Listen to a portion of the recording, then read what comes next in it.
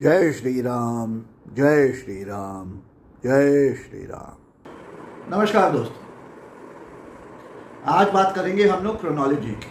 Chronology से शुरुआत करेंगे।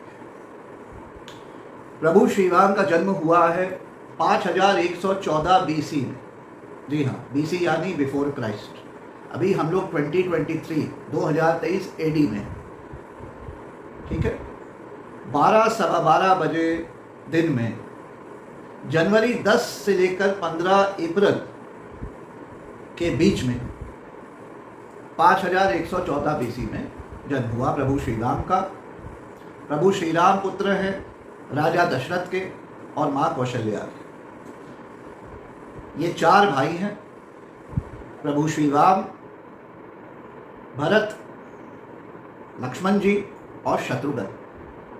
इनकी स्टेप मदर का नाम है माँ केकई। 25 साल की उम्र में यानी 5089 बीसी में इनका राज अभिषेक होना है।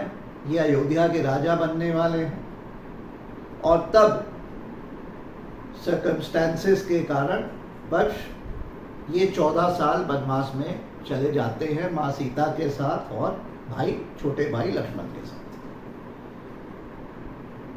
12 साल चित्रकूट के जंगलों में ये बिताते हैं ये तीनों, यानी 5089 बीसी से लेकर 5077 बीसी तक ये चित्रकूट के जंगलों में रहते हैं।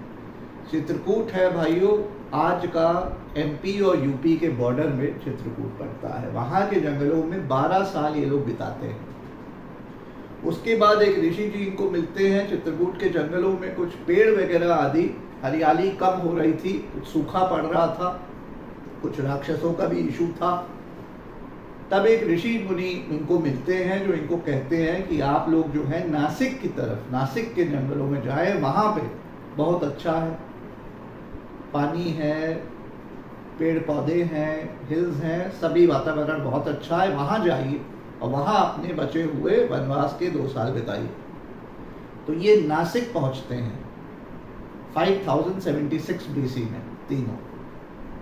अब रावण का, आप लोग सुनते हैं ना, रावण की लंका, श्रीलंका में, वो तो है, लेकिन रावण का किंगडम होता है पूरा, जिसमें उस किंगडम का कैपिटल है लंका, रावण की श्रीलंका में।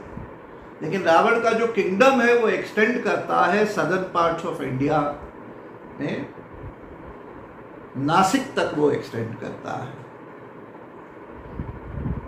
5076 बीसी में शुक्रनखा के साथ वो अल्टरकेशन होती है, इंटरेक्शन होता है, और फिर मात्र 1 साल बचा है इनके वनवास को खत्म होने से पहले, जब रावण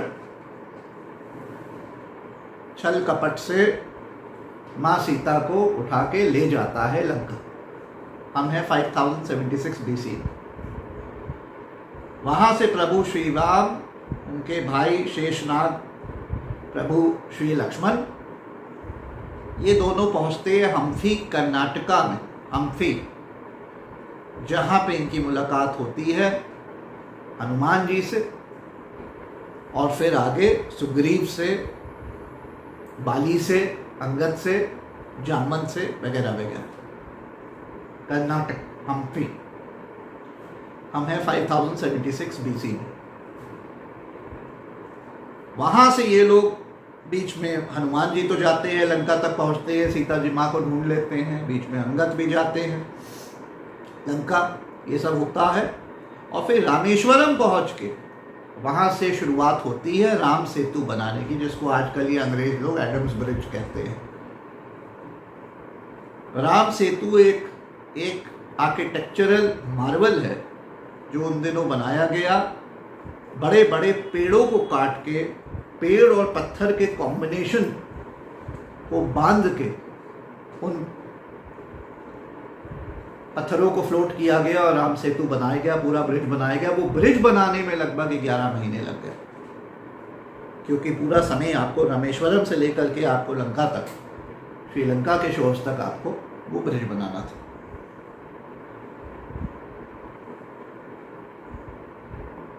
$5075 में हम लोग अब आते हैं, 5075 बीसी में। 7 दिन की वॉर होती है, रावण सेना राम सेना,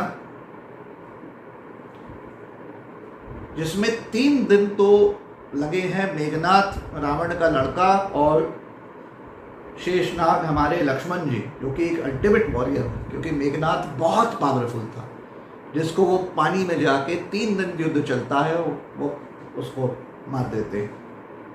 और टोटल 7 डेज की लड़ाई चली है, ये वॉर हुई है, जिसमें राम जी रावण को समाप्त कर देते हैं।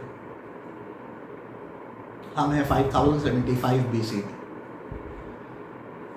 राम जी के 14 साल पूरे हो गए हैं, इसी के साथ वो वापस आते हैं। एज है 39, 5075 BC, और वो वापस अयोध्या आके ना राम राज्य स्थापित करते हैं। उनका राजाभिषेक होता है, he becomes the ruler, the king, the Raja of Ayodhya. और फिर 5075 BC से लेकर के 5045 BC तक 30 साल उनका राम राज्य चलता है। एज 70 पे वो रिटायरमेंट लेते हैं और समाधि लेते हैं पानी में जाके, वहीं होली रिवर में। वो प्रभु श्री राम के साथ उनके भाई लक्ष्मण, शेषनाग लक्ष्मण, जामवंत, अंगद, सुग्रीव, ये सब जाके समाधि लेते हैं। हनुमान उनके साथ आना चाहते हैं क्योंकि उनके परम भक्त हैं, लेकिन हनुमान को श्री राम कहते हैं कि तुम्हें अभी रहना है, तुम्हारा पर्पस सिर्फ मेरी भक्ति तक नहीं था, तुम्हें अभी आगे भी तुम्हारी जरूरत पड़ेगी। हनुमान फिर भी नहीं मानते, कहते मैं तो आना चाहता हूं, मैं तो प्रभु आप ही के साथ आऊंगा, मैं तो आप ही के साथ आऊंगा। तो श्री राम कहते हैं हनुमान को, ये अंगूठी देख रहे हैं आप, ऐसे ही श्री राम ने भी अंगूठी पहनी होती है। एक अंगूठी श्री राम गिरा देते हैं और कहते हैं उप्स, हनुमान अंगूठी लाओ तो मेरी, देखो गिर गई। हनुमान कूद के, अब ये अंगूठी जो है वो धरती में जाती जा रही है, अंदर तक पाताल लोक तक पहुंच जाती है। हनुमान वहां जाते हैं, यहाँ ये लोग समाधि अपनी ले लेते हैं। प्रभु श्री राम नहीं चाहते हैं कि हनुमान भी समाधि लें। कारण ये है कि हनुमान है चिरंजीवी, जो कि सतयुग से लेकर इस त्रेता युग में जहाँ श्री राम है से लेकर द्वापर युग में जहाँ श्री कृष्ण होंगे से लेकर आज के कलयुग में उनकी ज़रूरत है। क्योंकि कलयुग का अंत करने जो काली आएगी और फिर विष्णु भगवान अवतार लेके, कल्कि का अवतार लेके काली का वध करने आएंगे, तो उस समय काली में इतना ज़्यादा शक्ति होगी कि अकेले विष्णु भगवान कल्कि बन के वध नहीं कर पाएंगे, उनको 7 चिरंजीवियों की ज़रूरत पड़ेगी। और उनमें से एक चिरंजीव है हनुमान, जिनके साथ मिल के काली का वध होगा कलयुग में। तो ये फोरसाइट थी श्री राम की, क्योंकि वो अवतार हैं भगवान विष्णु के, इसलिए उन्होंने इनको समाधि लेने दिया। और दूसरा कारण ये भी था कि हनुमान ने कहा कि मैं चाहता हूँ, मैं वहाँ रहना, फिर प्रभु मैं वहाँ रहना चाहता हूँ जहाँ सिर्फ मैं श्री राम श्री राम श्री राम सुनते रहूँ, आपकी जय जयकार सुनते रहूँ। तो प्रभु श्री राम ने इनको नसीहत दी, एडवाइस दिया कि तुम उस पर्वत पे या उस हिल टॉप पे जाओ अयोध्या के, और वहाँ पे तुम रहो, यहाँ पे हमेशा प्रभु श्री राम का नाम तुम सुनते रहोगे, जय श्री राम सुनते रहोगे। अब बात बता दूं, जब हनुमान गए, श्री राम की अंगूठी लौटी कि नहीं लौटी, तो जब लेने गए अंगूठी तो पाताल लोक तक पहुंच गए। जब वहां वो पहुंचे तो उन्होंने देखा कि वैसे ही सैकड़ों अंगूठियां पड़ी थी, अंगूठियों का पहाड़ था। और वहां जाके उन्होंने ये रियलाइज किया, जो मैं युगों की मैंने बात करी कि देखिए ये अंग्रेज लोग, गोरे लोग आपको बताएंगे ना, ये इन्फिनिटी का जो साइन होता है ये, और हमारे विष्णु जी का होता है, हमारे भगवानों का होता है डमरू। ये डमरू की मूवमेंट जब चलती है वो भी इन्फिनिटी को कहता है। तो हनुमान जी ने जो एक अंगूठियों का पहाड़ देखा, वहां जाके रियलाइजेशन हुआ हनुमान जी को, क्योंकि हनुमान जी एक चिरंजीवी हैं, कि कैसे ये जो अंगूठी पड़ी हुई है, ये अंगूठी इस बार की नहीं है सिर्फ, ये अंगूठी ये इन्फिनिटी है। सतयुग आता है, फिर त्रेता युग जहाँ ये पूरा व्याख्या हुआ आता है, फिर द्वापर युग आता है, फिर कलयुग आता है, फिर काली का वध होता है, कल्कि और 7 चिरंजीवियों के मिलके, फिर ये सभी पहुँचते हैं हरव शंभू जी के कैलाश पर्वत, और वहाँ पे एक कैलाश पर्वत पे इनकी यूनिटी होती है, इनकी पूरी मीटिंग होती है वहाँ पहुँच के।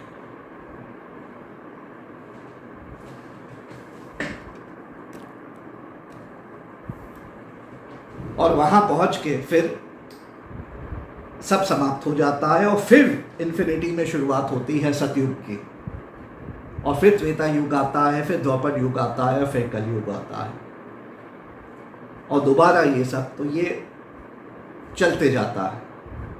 तो ये सिंबॉलिक है, ये जो हनुमान जी ने जो अंगूठी जाके पाताल लोक में पाई और अंगूठी का पहाड़ पाया, वो ये था क्योंकि ये चीज़ रिपीट होती गई है, होती गई है, होती गई है। अभी हम लोग कलयुग में हैं, कलयुग के बाद फिर सतयुग आएगा, और ये चलते जाएगा infinity, the process will continue. और ह्यूमन ईयर्स में इन चारों युगों की जो सीमा है वो 26,000 ईयर्स की है।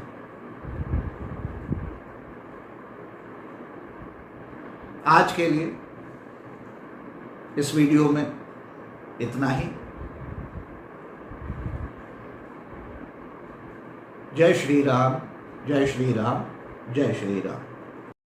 रुद्राक्ष की माला में भी मैं हूँ, कृपाण कटार और भाला में भी मैं हूँ, श्वेत भी हूँ और शुद्ध भी मैं हूँ, विरुद्ध हो मेरे तो युद्ध भी मैं हूँ, इतिहास में बहा आंसू और खून भी मैं हूँ, अब जो कह के मिलेगा वो सुकून भी मैं हूँ, कि इस धरती का मैं केंद्र बिंदु हूँ, प्रणाम मैं हिंदू हूँ।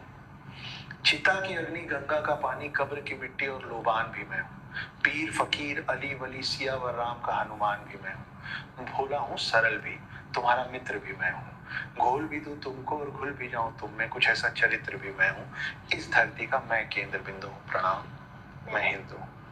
प्रणाम का भाव भी मैं हूँ, आक्रमण का घाव भी मैं हूँ, सहनशील स्थिर और शांत भी मैं हूँ, देवभूमि भारत का हर प्रांत भी मैं हूँ, शक्ति भक्ति और ना थकती क्रांति भी मैं हूँ, तूफान हूँ और तूफान से पहले की शांति भी मैं हूँ, इस धरती का मैं केंद्र बिंदु हूँ, प्रणाम मैं हिंदू।